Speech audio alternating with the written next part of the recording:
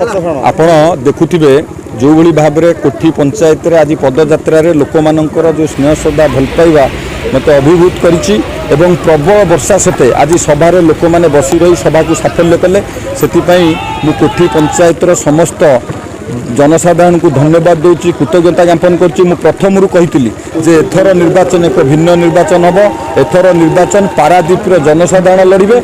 आज यह स्पष्ट प्रमाणित है कोठी पंचायत एत वर्षा सते आज एकत्रित हो समस्त ये उपस्थित रहिले। वर्षा जोर ढालुवा सत्वे भी समस्त एकत्रित हो सभा को साफल्य कले।